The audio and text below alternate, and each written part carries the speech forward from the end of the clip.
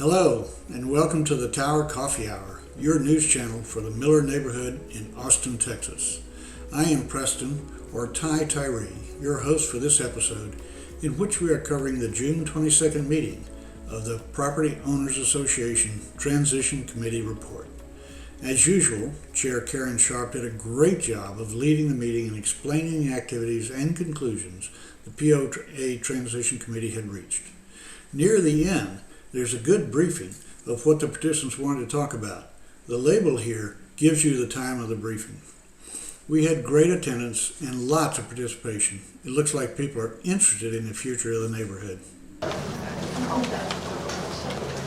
well, it looks like that we have a good turnout this morning. As of last night, there were 104 people registered online. And so I expect that people will be filtering in, but we'll go ahead and get started and stay on track. We've got a lot to cover today. It's very exciting to have this many people coming out on Saturday. So this is important topic. So my name is Karen Sharp, and I chair the POA Transition Committee. And we are going to update you today on the status of transition, the work we're doing, and many of you have participated in meetings where I've given updates in the past. And there will be a little repetition, but then we'll get to the management model, which is new information, so that should be of interest to everyone. So you can see the agenda, and the way that we have structured this meeting is the first half hour or so will be a brief presentation and a brief Q&A. So to make that go as efficiently as possible, I think everyone should have index cards. So if you, during the presentation, I'm not going to take questions, but please note the questions you have, write them on a card. And the transition committee will come along and pick them up right after the presentation, bring them up here, and then we'll answer as many questions as we can at a time. Can everyone hear me now? A little bit louder. Does the mic work?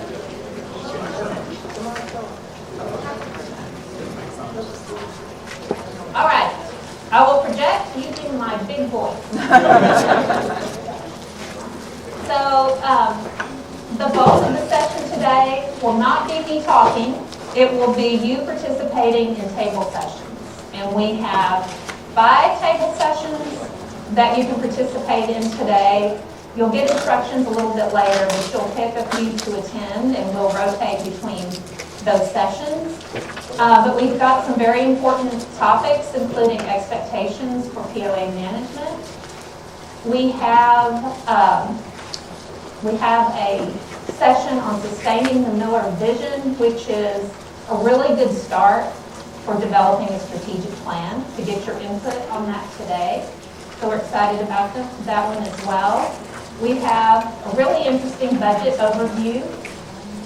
We have a recruitment table where you can find out about committees and about the open board positions that are coming up. And then we have the other table for any other questions that's POA related or developer related. So there's something for everyone.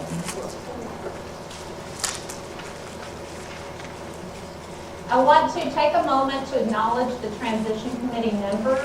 I'm not going to list them all. And on that note, you will receive, well, it will go out to the whole community, this presentation, the video of the presentation. And so I'm going to go through the presentation pretty quickly, but if there's anything you missed, you will get to see it later and have access to that information. But we have been working as a transition committee for 5 years. So there is a lot of work that's gone into it, a lot of people's time. And I would like the transition committee members who are here today to raise your hand so we can acknowledge you.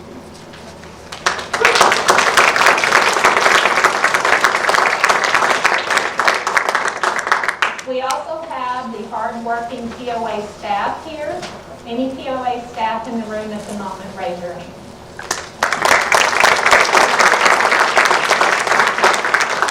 And we have our representative of the developer, Brian DeLiesel here. Thank you so much, Brian, for being here as well.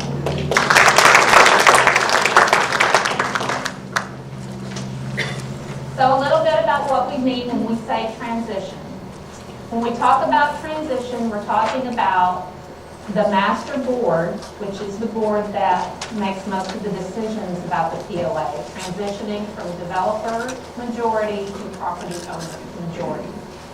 And we expect that to happen this fall and beginning in 2025 to have a property owner majority master board.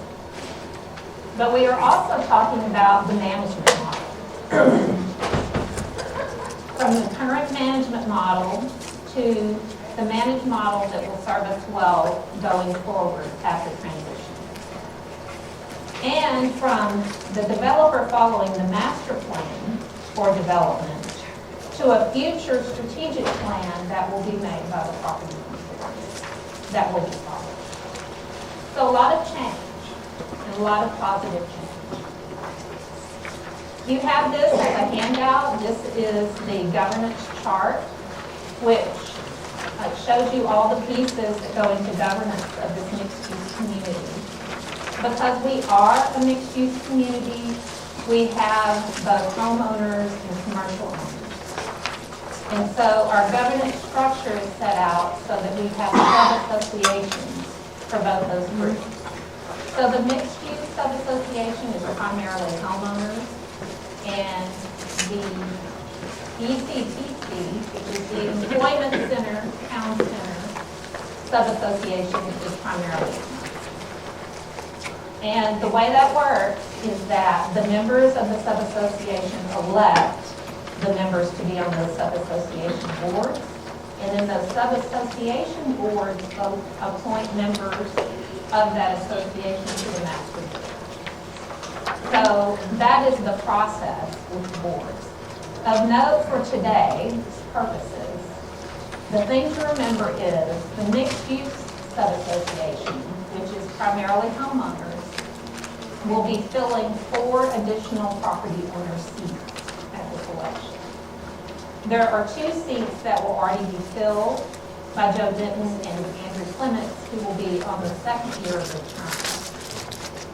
So that's 6 of the 7 board positions will be property owners, and the other one will be a developer representative. So it's really kind of a perfect transition in terms of still having access to the knowledge that Catellus has while the property owners become the new. And if you have questions about this chart, the POA developer table will be a good place to visit for those questions.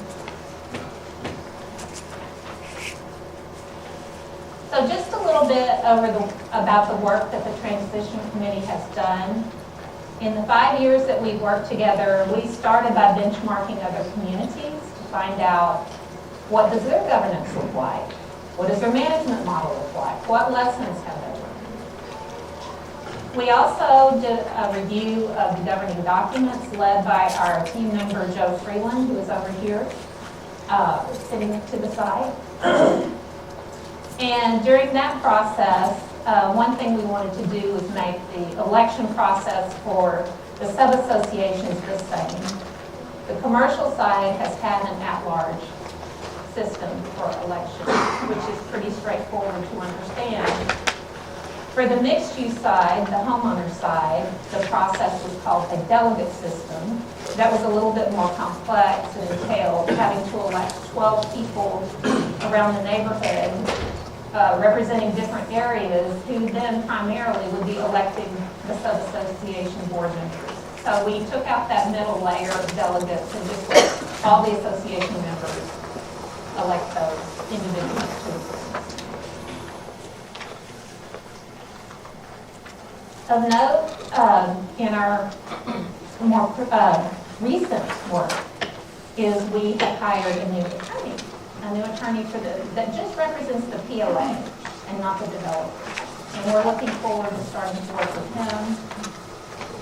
We have concluded our analysis of the management model, and we'll be talking about that today. And you're here at the community meeting.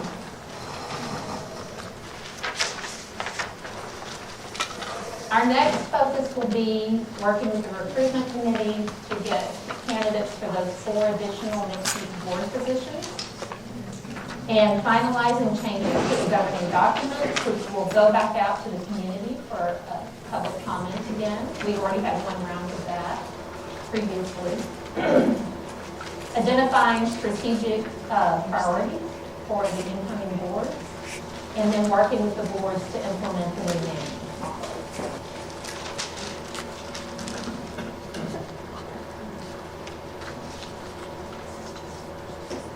When we first started talking about the management model, there was some interest in the community in looking at self-management. And there were members of our committee that were interested in looking at self-management. So last year we started working on that, and we realized we needed help. So we hired a consultant to assist us with a cost-benefit analysis of self-management versus management company. We reviewed the work that the consultant gathered, and based on that insight, we found that there were management companies that actually specialize in larger, more complex associations, which is something we didn't know. So that was a key insight for us. And by the way, our consultant works with the Community Association Institute, which is a professional development research type entity that helps community associations. And they helped her identify large associations that we could contact to get their data. So when we talk about self-management, we're talking about our volunteer board, which it will be all volunteers when it's all property owners, hiring a top manager, recruiting and hiring a top manager who will be the community leader, who will be invested with responsibility for staffing the organization and for making recommendations on software and tools, basically creating an office, a management office and structure for the POA. But it would be solely under the board's oversight. Self-management hybrid is the same as above, but with some key support functions outsourced, the HR and the accounting, primarily, but it could also be IT. Whereas the management company model, which you're familiar with, is by contract with a provider who offers the full range of services and provides on-site staff, but provides staff remotely, provides shared services through a back office function. And now here's one of our major insights, the 2 types of management companies. What we found out is that most management companies, I'm right on track by the time, that's right. Most management companies are portfolio management companies, including our current one.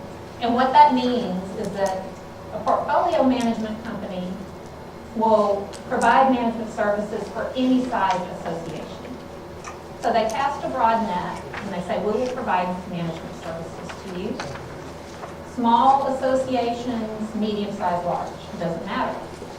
So under that model, you might have one employee of a management company who manages a portfolio of up to like 15 small associations. But they also have their medium and large that they provide the on-site staff to. But their business model is to have standardized processes in a one-size-fits-all approach. So that is really a very different business model than the specialized management company. The specialized management company, and there aren't that many of them, there are a lot of portfolio management companies. They're very few specialized, only provide management for large, complex associations. So that's specialty. They provide a higher level of support They will help the board with branding, strategic planning, provide the infrastructure for community leadership programs. They really provide a lot more services in that regard. And their software and tools are geared towards large associations, and they expect to customize it to fit the associations. And then of particular interest, they use standards of performance to measure and report regularly on the community's satisfaction with their services. And their business model is based on reputation. The reputation of the communities that they manage is a direct reflection on them, and that is their management model. And everything they do is kind of focused on that, the success of the community. So we received the data from the consultant, and we looked at that, and the information we got from the two management companies that we talked to who do the specialized management. And we looked at affordability, quality, risk and liability, and speed of adoption. And there are 100 copies of the charts I'm showing at this table, which you are welcome to have after the session is over. I'm going to go through these quickly because you're going to get to ask more questions in the breakout, and you'll have a copy yourself. On the affordability front, self-management is the highest cost, so it's the least affordable because you are building your own organization and covering everything. You have more staff, equals more office space. Also, you have higher one-time costs to purchase software and tools.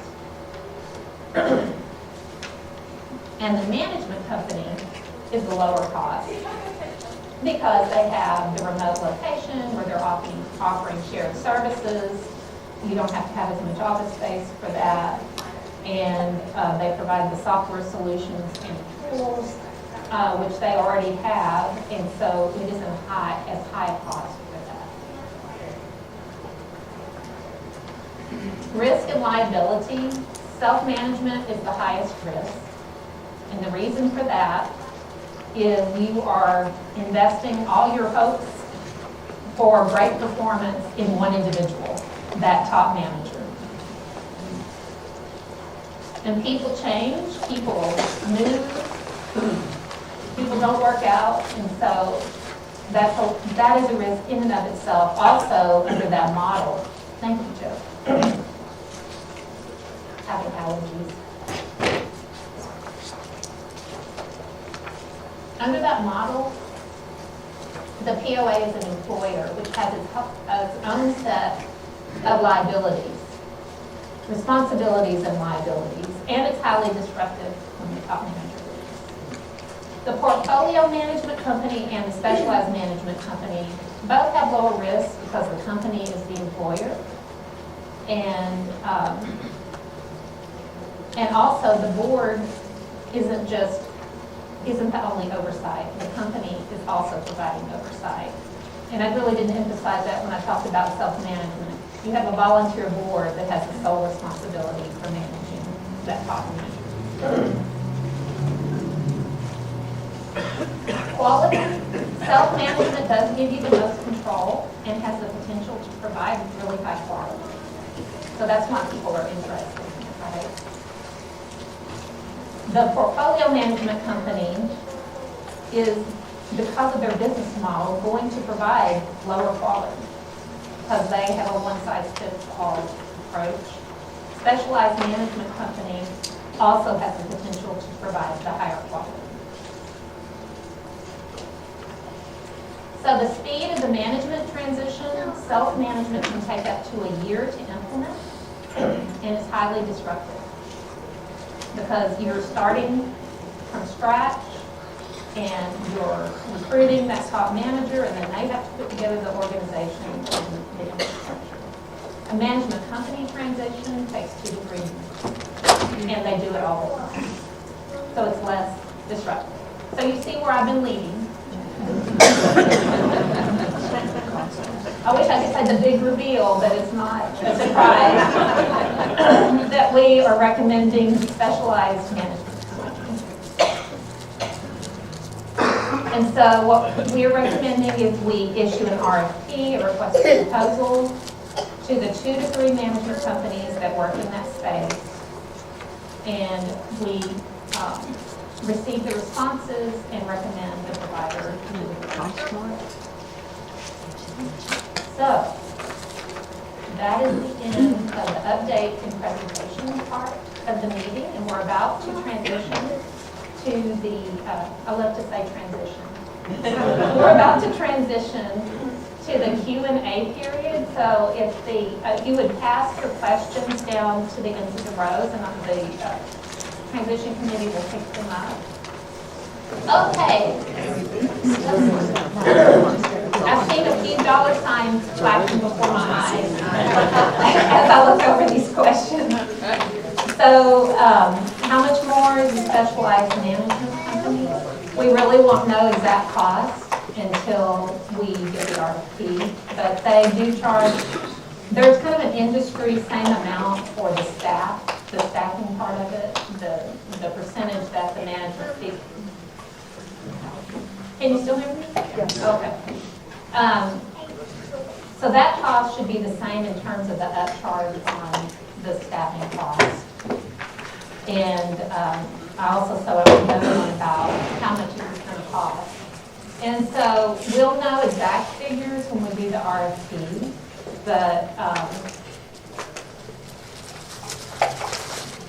we expect to need to add a couple of staff, and we expect the management company fee to be very similar to what we've been paying to our current provider.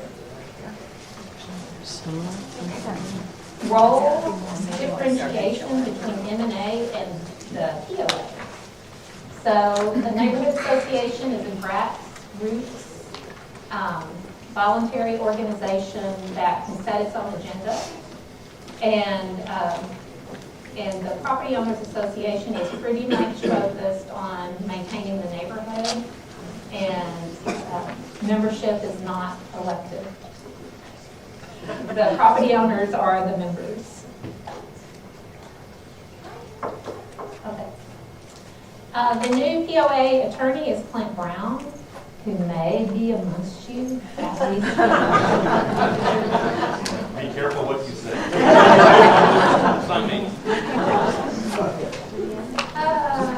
Why does the 2025 Master Board have fewer residential members than commercial members? Because that's the way it rotates between commercial and residential from year to year in terms of who has the majority on the Master Board.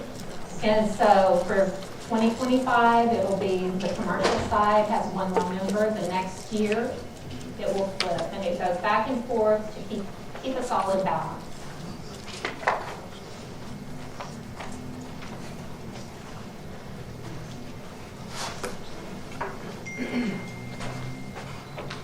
Where will the POA be located? That's a good question.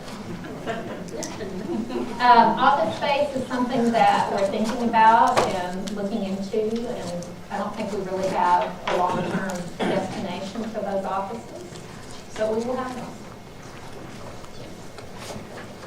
Cost comparison across the 3 types of management. Self-management, if it was for the same organization managed different ways, self-management is twice as expensive as a company. And that's what the analysis showed. Hybrid self-management is right in between, and the management company is lowest.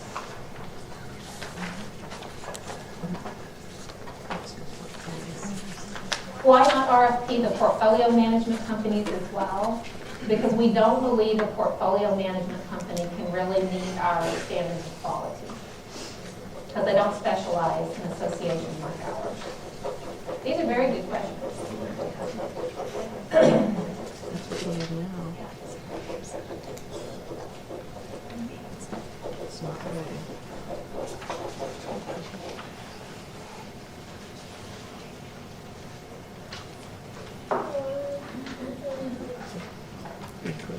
So things like outlook for more insurance rate increases and things like that, those questions are best answered at the POA Catellus table.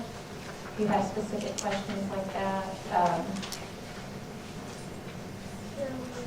When is the election for mixed-use board members? It will be in October. It will begin, the online voting will begin in October, and they'll have the big reveal announcement of the winners at the annual meeting, right?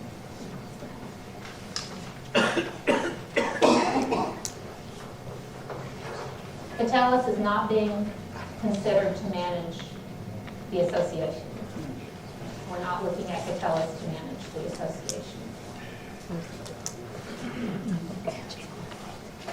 Okay, well, I think there's a lot of repetition here, but those were a lot of the basic questions. And just so you know, we're going to keep these questions and we're going to put out an FAQ. I'm sure I missed some of these questions just now, but we will be following up with an FAQ.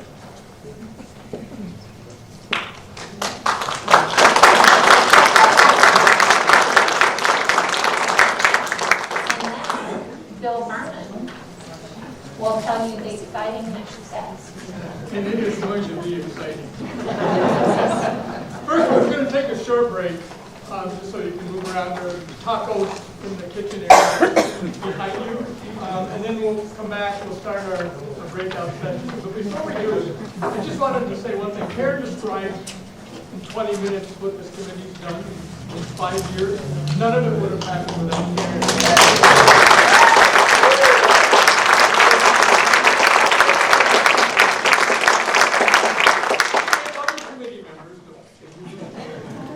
Catellus and associate were big help, but Karen is doing work. Much appreciated.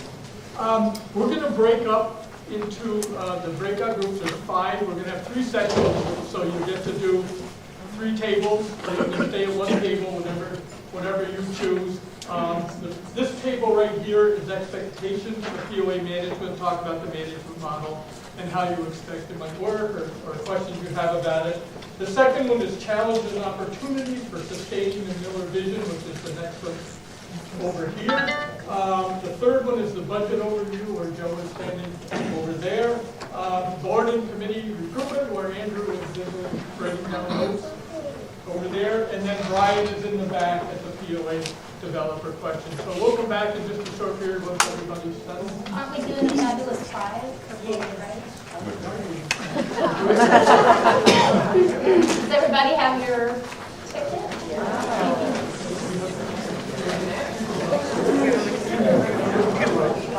Oh, yeah, there are 2. There are 2? Okay, so is it just the last 3 digits? Okay. So the last 3 digits of 041. We have a winner. And what is the fabulous prize? Joe, what do you have? Sweet dream. Okay. Sweet dreams gift card. Okay. Our next fabulous prize is 005. Sweet dream. 005. That would be mine.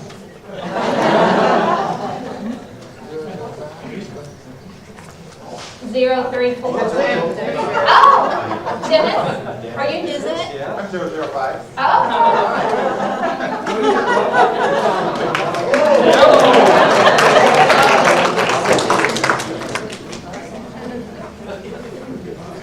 Okay, so this is a short break, maybe 5 minutes, and you can fill your coffee, find the restrooms, or just to the right outside, and then go to your first session, and then we will start the clock.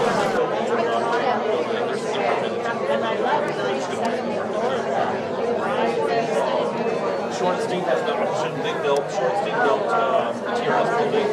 These are called the Charlie and Delta buildings.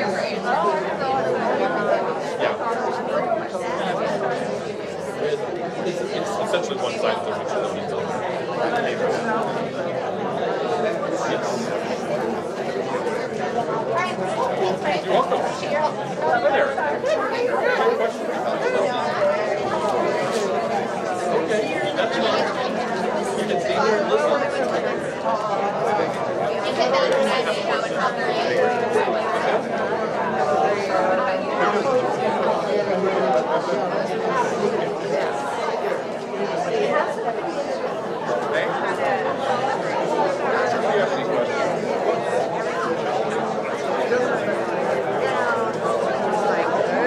Gravity's going that way faster than I want to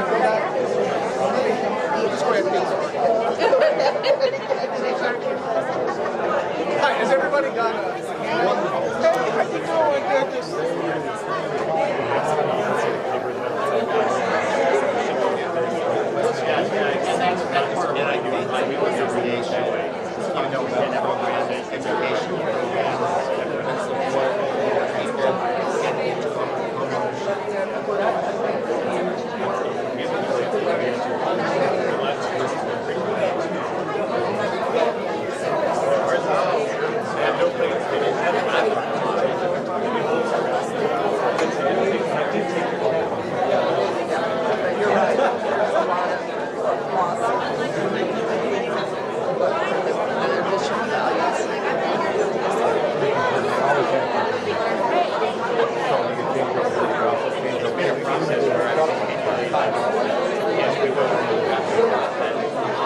Good to I get three, don't I? You don't get three, though.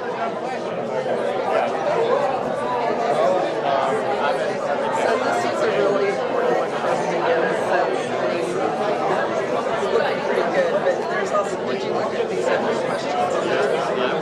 I thought I took care of my responsibility. If you want to do more, this one is,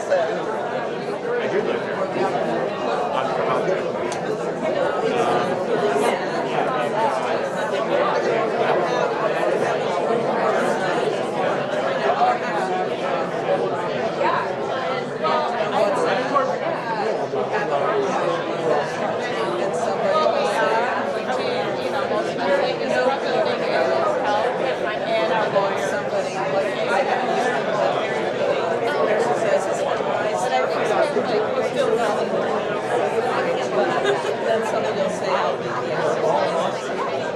Well, the process are starting to roll, believe it or not. So we have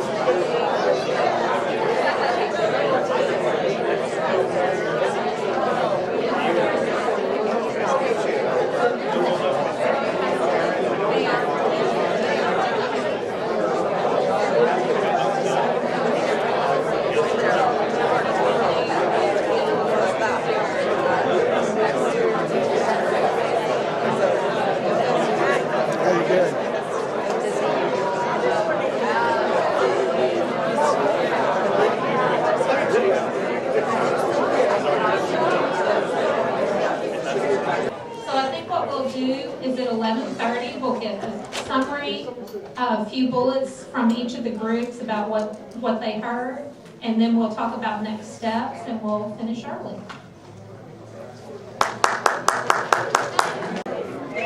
And after the wrap-up will be the final drawing. So what we're going to do is ask the table captains to give a quick summary of the themes that came up in their breakout sessions, and then we'll talk about next steps, and then we'll have the drawing. So Kathy Sokola from the Management Expectations Table. Hey everybody, Catellus. We asked everyone to mark your top 5 management priorities of some ideas that we had come up with, and then if we missed something, to write it down for us, which we got some really good input.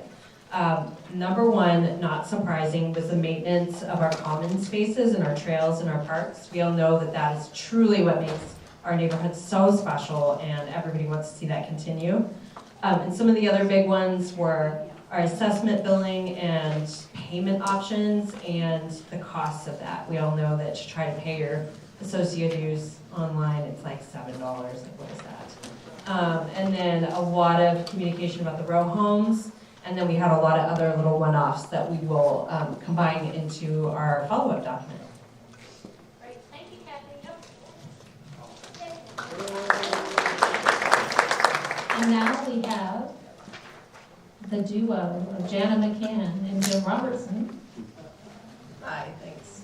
So we have, I think, 4 or 5 points that emerged, and this one was sort of trying to locate people on, how they felt about how important it was to sort of maintain the original goals of Mueller into the future. And so I think it's very clear what this says. It's very important to the community, at least those people who came today.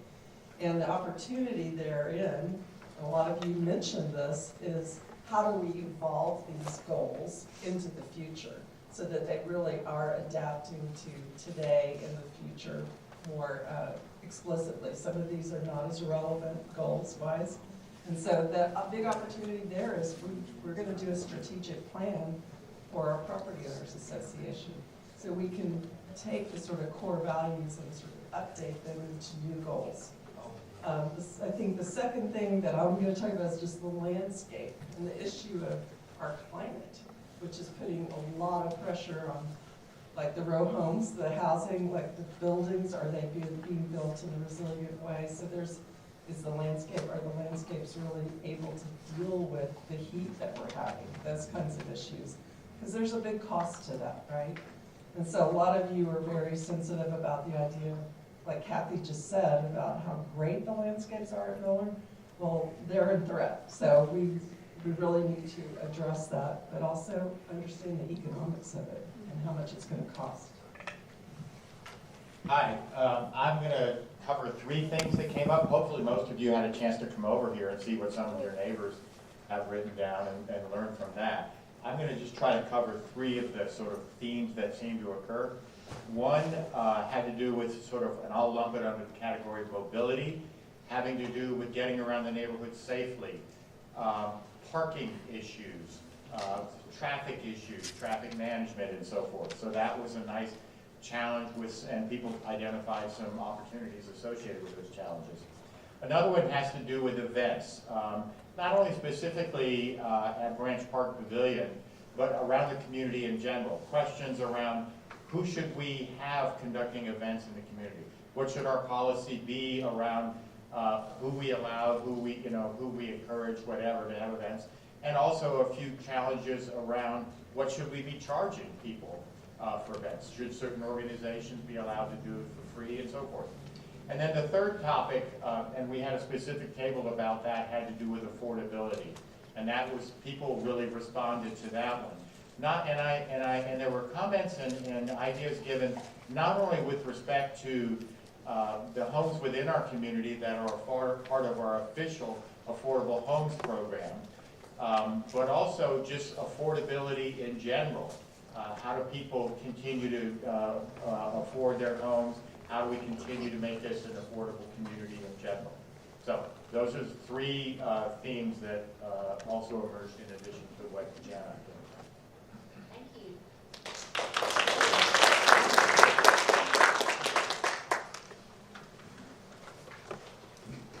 Hi, everybody. Yeah. So primarily over here, I was hoping to get out just information about the existing budget, which we did. But I think what sort of bubbled up from questions that came into Alex and I were, at the highest level, I think, was budget process, right? How do you as community members get your thoughts regarding how we should allocate our spending going forward? How do you get your thoughts up to the board that actually makes the decision? And so, we have talked in the Transition Committee already about using committees to do that. Then I got lots of questions about, well, what are the committees and who are on the committees? And so that would be a way to sort of push that up. But also, there was input about that we need to do community-wide presentations somewhere in the budgeting process, so we can get feedback regarding what sort of the initial plan for budgets, and then before we get to a final budget, that we've sort of gone through the community and got that input with regard to allocations of spending. The other big thing I heard was transparency, that we lack transparency with regard to budgets, spending, and where we are in the year on that. And that's an issue that the Budget Committee has been working on already, so that is something we'll focus on going forward. There were other questions about reserve studies, and sort of a lot of other sort of detailed questions, and I think we'll address that when we do the follow-up information. Alice, do you want to add anything? Thank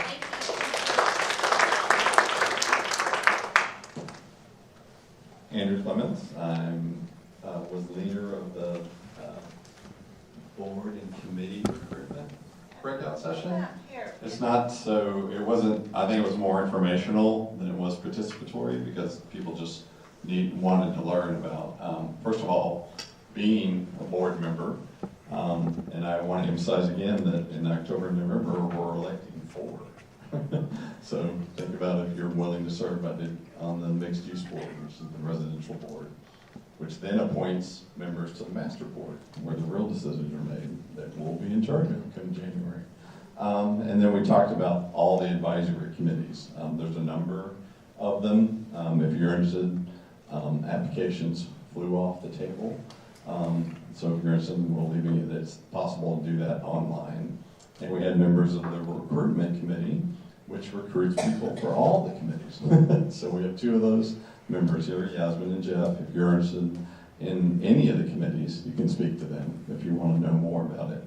I think the most informational thing that came out is a new committee that addresses resiliency or sustainability and climate change was suggested, which I think is actually a pretty good suggestion, seeing how that topic came up in 2 or 3 of the other breakout sessions. Yeah, and I'll put it to pitch. It probably goes for any of the tables. Certainly with regard to our table, if you feel particularly passionate about some of the issues that Jana and I summarized, or some of these other issues, there's probably a committee that you can channel your passions through.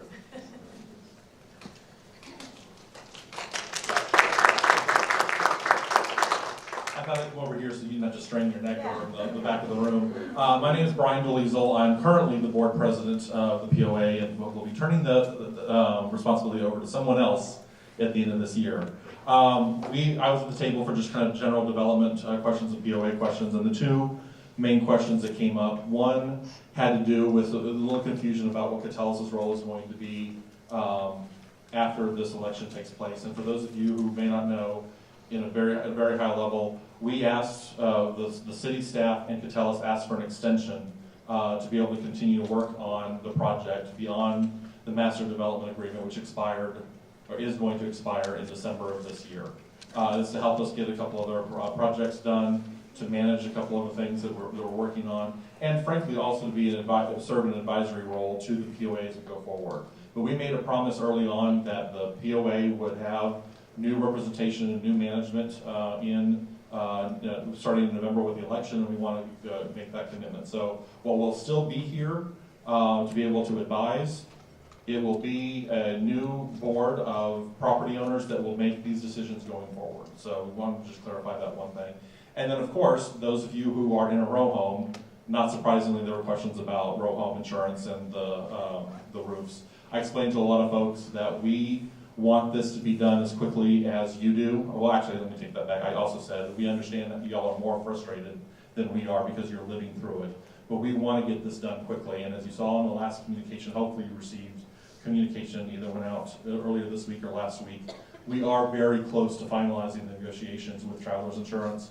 They have been much better than Philadelphia was in terms of responding early on. But it's a corporate environment, and there's a lot of money and a lot of buildings and a lot of units involved, and it just takes longer, unfortunately, to negotiate the finer details. But we are getting very close to that. In the meantime, we've been trying to get all of our ducks in a row in terms of supplies, in terms of getting the bids in. So once we do have the go from the insurance company, we can move forward very quickly to start getting these repairs done, starting with the homes that probably had the most damage and working backwards from there. If you do have a home that has leaked from the recent rains or anything like that, please, please, please do contact the POA so we can at least get that repaired temporarily until the roofs can be replaced, which hopefully will happen here relatively soon. Those are kind of the two main topics that came up.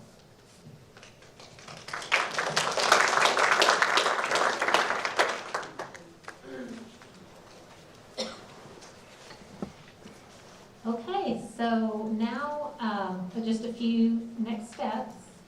The video of the meeting and the presentation will be available on Town Square beginning next Friday, and the Messenger article that goes out will give links to that. You can continue to provide any comments from the questions that were posed today in the groups, or any other questions you think of, regardless of what was in the groups, send those to millerpoa@associate.us. We're taking those through July 10th. And the committee members, the table members, have until July 10th to summarize their table comments and stuff. And so, and that will go, a summary of comments with an FAQ will go out by the end of July, if not earlier than that. So look for more information in the Messenger e-letter, and depending on the input that we got, we will issue and review an RFP for the management company in July is what we're targeting. And then we'll be calling for mixed-use board members in August, and I believe the recruitment committee plans to host a candidate forum in September, which will be great to have a candidate forum for this big election.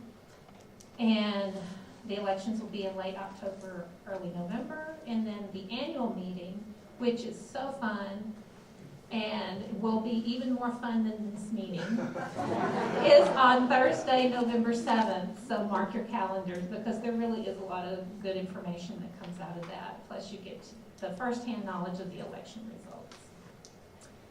So with that, we have one more drawing for the fabulous gift cards that we now know are the prize. One or two? Oh, two. So the winning number 017 and 000. Oh, and here they are, Shirley and Bill. And with that, I hope you have a wonderful rest of your weekend, and thank you so much for attending this community meeting. Well, that was a great meeting with lots of participation, and I hope you learned something about the community and how we will be governing it in the future. This is Preston Tyree signing off for this episode of the Tower Coffee Hour. Hope your week is wonderful.